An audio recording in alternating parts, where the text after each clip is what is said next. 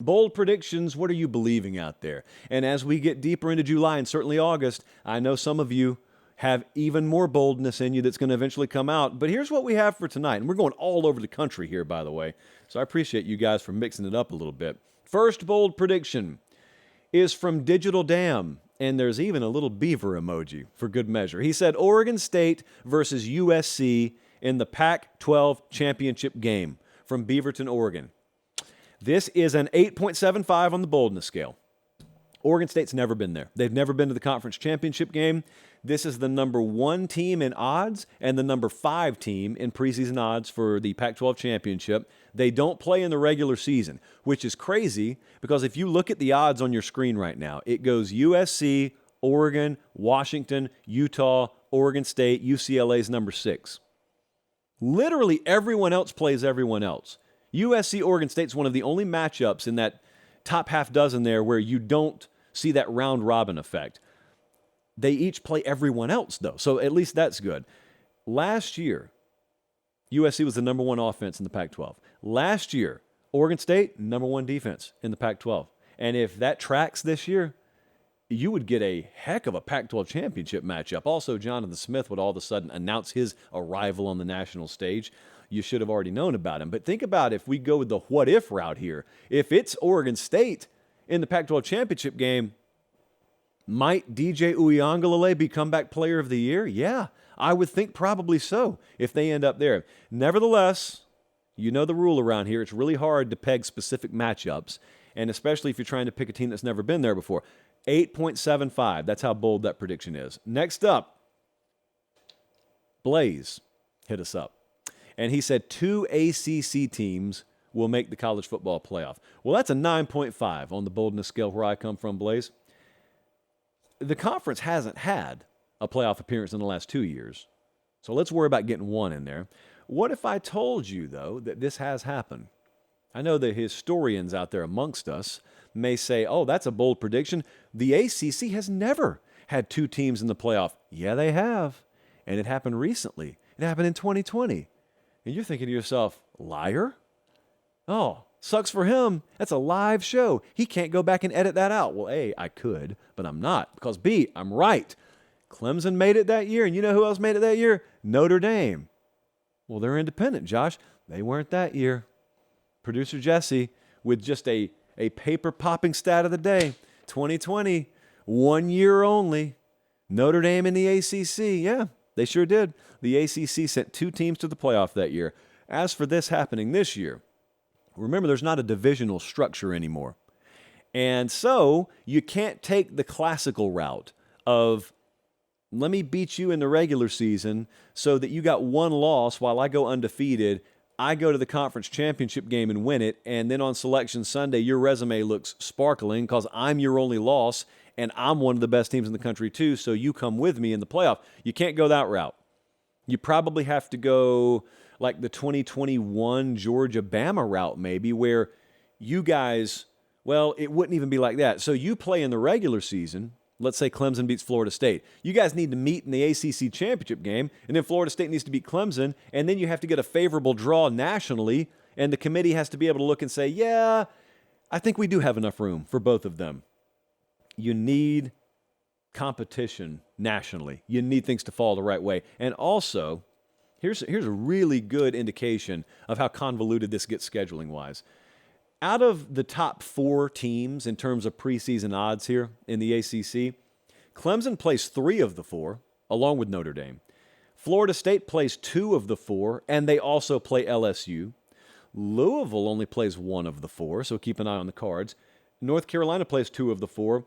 Miami plays 4 of the 4, and they play Texas A&M. So if you're getting 2 of these teams in the playoff, I assume you think Clemson and someone, and maybe it's Florida State.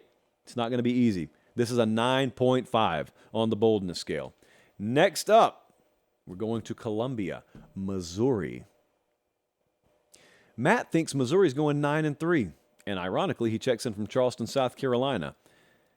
Well, this is a 9 on the boldness scale, Matt. For a team whose preseason over-under win total is 6.5, for a team who's got Kansas State on the schedule, along with your Georgias and LSUs and Tennessees, a team, like I just said, the preseason over-under win total 6.5, Had some close losses last year, so there is a case to be made here. But because of those reasons, it's a 9 on the boldness scale. Now, what is the case? If this does happen, what is the case for a 9-3 Missouri team? Well, they are number 2 in all of FBS in returning production. I know some of you value that stat and some of you don't. Choose your path. I'm just giving you the numbers. They are one of 2 teams nationally who are top 10 in returning offensive and returning defensive production. Again, make of that what you will. There is a clear path to a 4-1 start. Colin, could you do me a favor and could you throw up their schedule right quick? Because for the second time in the show, I forgot to write it down. So they play South Dakota, Middle Tennessee State, Kansas State, and Memphis the first 4 weeks of the season. A Vegas odds maker would tell you that should be a 3-1 start, and then they go to Vandy to open conference play. So there's a path now. There's runway to start 4-1, and if they beat Kansas State, maybe 5-0 there. Kansas State's the toughest draw out of those first 5 games. And then it gets demonstrably tougher after that. But they don't need to go 12-0. They need to go 9-3. They get Vandy and Arkansas later in the year. They go to Arkansas the last game of the season. They'll be rested versus Georgia. Now, they're going to be a significant underdog going to Georgia, but they got a bye before they go to Athens. Georgia plays Florida the week before they play Missouri, and for good measure, this was the closest Georgia came to being upset in the regular season last year. So I haven't forgotten that, and if I'm trying to make the case here, I also should remind you, yeah, they went 6-7. They had 4 losses by 1 possession. If all that breaks right, 9-3, that's why it's not a 10 on the boldness scale, but it is a 9. Let's go up north, and let's go late in the year. Let's talk about something happening that hasn't happened in like a decade. Dan from Fremont, Nebraska says Wisconsin wins the Big Ten West and wins the Big Ten title game. Well, the West is 0-9 versus the East in Big Ten championship games, and this is it because they're done with divisions. So got to get it done now or forever hold your peace. To get there is one thing. Okay, so to get to the Big Ten title game, Wisconsin's got better odds than anyone. They're the favorite in the East. So if you just told me they're going to get there, that's like a 5 on the boldness scale. That's not bold at all. This division's had a new winner like each of the last 4 or 5 years. What do we learn in Week 9? That's what I want to know. You want to mix a little what if in here? Well, let's look at Week 9. That is October 28th. For those of you keeping score at home, that's when Ohio State goes to Wisconsin. And after that, we don't really have anything that would be in the way of a hypothetical Big Ten championship matchup on the rest of Wisconsin's schedule. So that's kind of when we need to learn what we learned. They don't play Penn State. They don't play Michigan, which in and of itself makes them a prime contender to win their division. But when they get there, what would we see? Hey, Jesse, speak to me in my ear, please, and tell me what Wisconsin's line was. Was it 10.5 on that Ohio State game? 10?